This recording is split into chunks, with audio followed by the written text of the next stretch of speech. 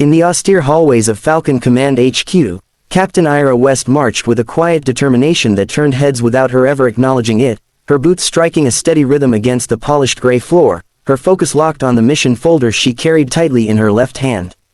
Posters of fallen heroes lined the walls behind glass frames, illuminated by cool white lights that made the air feel even more unforgiving. Ira's dark hair was tied back in a no-nonsense braid, her expression composed yet shadowed with urgency, for she knew what she was about to request from the highest-ranking officer on base was something no junior captain had ever attempted. Her heart beat hard despite her rigid posture, but she kept moving, weaving through officers who glanced at her with a mix of curiosity and confusion, completely unaware that she carried information capable of shifting the entire chain of command. General Hodgson's office was a fortress within a fortress, guarded by biometric locks and a receptionist who rarely allowed anyone inside without strict clearance. As Ira approached, the receptionist raised a skeptical brow, her tone clipped as she stated the general did not accept unscheduled visits even from senior command, but Ira simply slid a small holographic token onto the desk, an encoded request for override authorization. The receptionist's eyes widened, scanning it twice as if unable to believe what she was looking at, but Ira waited patiently, hands clasped behind her back, breathing slowly to control the tension climbing her spine. After a moment of hesitant silence, the door locks disengaged with a heavy mechanical thud, and she stepped inside, her expression calm though her pulse surged with the knowledge that everything from this moment could determine the fate of an entire region. General Hodgson sat behind a wide steel desk, screens projecting maps, troop statuses, and encrypted intelligence streams across the air around him, creating a floating wall of military data. He barely glanced up when Ira saluted sharply, his gravelly voice remarking that captains did not barge in demanding strategic deployment shifts without authorization. Ira remained unshaken, sliding her mission folder onto his desk and stating calmly that she needed 3 tactical drones, 1 reconnaissance squad, and access to the satellite grid for Operation Ridge Lantern. The general leaned back in his chair and laughed, a deep, dismissive laugh that filled the room, telling her that even colonels did not receive that kind of clearance without layers of approval. Yet Ira simply stood there, posture perfect, waiting for him to finish, knowing the punchline was about to shift the entire atmosphere of the room. She lowered her voice and told him to check her authorization code, a string she recited clearly and steadily despite his skeptical expression. Hodgson rolled his eyes, muttering that junior personnel loved inventing codes to sound important, but he entered it anyway, fingers tapping lazily across the holographic keyboard, until the moment the display blinked red, then gold, then snapped into a classified blue interface he had not seen in years. His laughter stopped instantly, his eyebrows rose in genuine shock as the clearance level flashed across the screen, an ultra-secure Tier BLACK-7 encryption reserved for only 5 individuals in the entire military structure. Ira did not speak. She simply watched his expression shift from arrogance to confusion to something bordering on disbelief as the system verified her identity with biometric precision. General Hodgson straightened slowly, the chair creaking under his shifting weight, his voice suddenly quieter as he asked where she obtained such clearance. Ira responded that she had been embedded in a deep intelligence program known only as Project Veil, a program the general had been explicitly told was disbanded years ago. The room seemed to shrink as he realized what that meant. Someone had kept the project alive, and Captain Ira West was not merely a field officer, she was a covert operative with direct access to classified tiers beyond his own. He leaned forward, scanning the code readout again, noticing the golden seal marking her authority for immediate tactical override in crisis scenarios. His tone changed entirely as he asked her to explain the mission she was pushing so urgently. Ira explained that a rogue cell had infiltrated the northern ridge, planning to intercept communications and gain control of an abandoned relay tower that could be used to reroute military satellite feeds. She projected a map onto his desk, showing movement patterns, intercepted signals, and a hidden bunker beneath the ridge that intelligence teams had dismissed as geological noise. The general studied the data with knit brows, realizing the threat level was exponentially higher than previously estimated. Ira's voice remained calm yet intense as she described the timeline. The cell would activate their equipment before sunrise, leaving only a narrow window for intervention.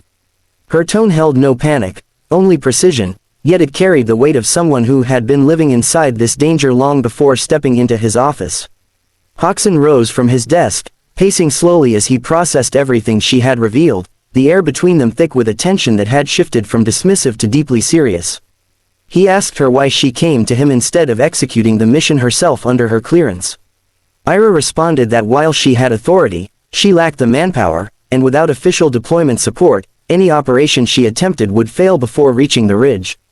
Her gaze did not waver. She stood as still as an anchored blade, resolute yet respectful.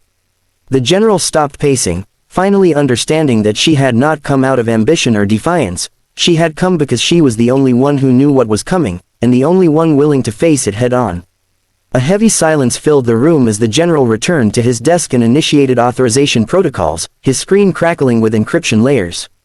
As he began approving her resource requests, he muttered that he had underestimated her gravely, but Ira simply nodded, offering no satisfaction in his change of tone. Outside the office windows, the sky darkened with approaching evening, shadows casting long lines across the command compound. Inside, however, the screens glowed brighter, reflecting off both their faces as the mission logs updated and the required teams were alerted. Hoxton typed rapidly, rerouting drones from another sector, granting her access to the northern satellite band, and marking Operation Ridge Lantern as a high-priority covert strike. When the final confirmation flashed on-screen, the general looked up at her with a steadiness that held new respect. He told her the operation would carry his signature and that he would personally oversee the briefing. Ira replied with a formal salute, her voice steady as she promised to bring back all personnel deployed under her command. For a moment, the general simply watched her, this young captain who had walked into his office with a storm hidden behind her eyes and revealed herself to be carrying one of the highest clearances in the nation.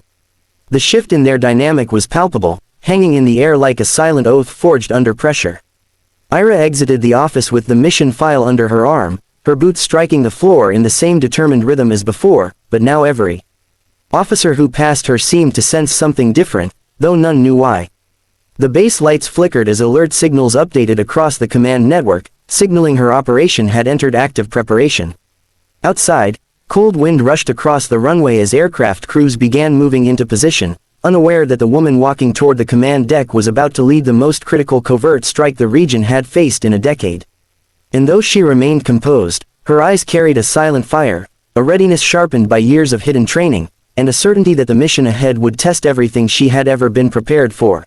The command deck buzzed with controlled urgency as Ira entered, the overhead fluorescence casting a clean white sheen across consoles where officers monitored shifting grids of data, transmission logs, and satellite images streaming in real time. She moved straight to the central operations table, where a holographic projection of the northern ridge towered in translucent blue over the polished steel surface. The air carried the faint hum of servers and comms relays, a constant vibration that underscored the rising tension. Officers who normally didn't look twice at a captain found themselves pausing, sensing the sharp focus in her expression and the invisible authority she carried after securing the general's approval. Ira tapped the command interface, activating her clearance. The system recognized it instantly, shifting to classified mode with a low resonant tone that made several team leaders exchange puzzled glances. She briefed the assembled squad leaders swiftly, assault team on the western incline, reconnaissance drones sweeping the upper ridge line, and a two-person shadow unit securing the underground access route, her tone smooth, precise, unwavering. Every detail she delivered felt like a puzzle piece she had long studied, her voice firm yet quietly intense as if she had already walked every path they were about to take. The officers listened without interruption, drawn in by the depth of her knowledge, the clarity of her plan, and the rare confidence of someone who understood the enemy's mind from the inside.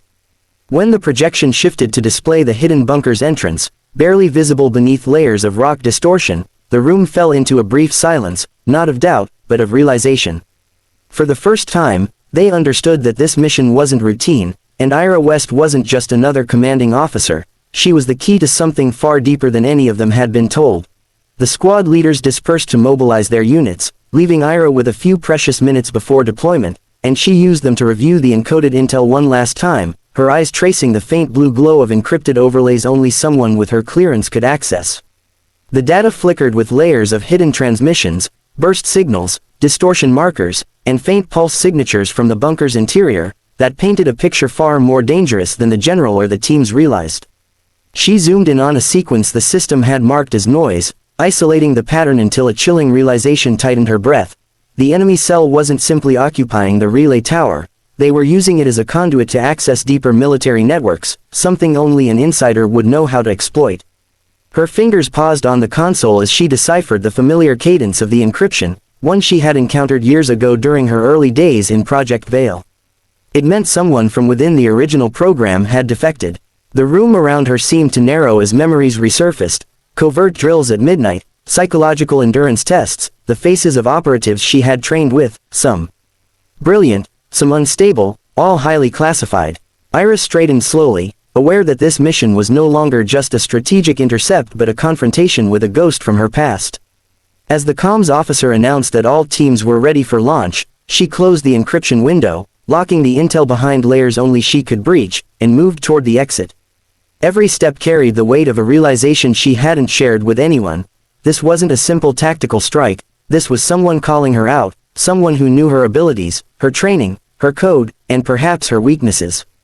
And if she didn't stop them before they accessed the tower's core system, the entire region's defense infrastructure could collapse in minutes.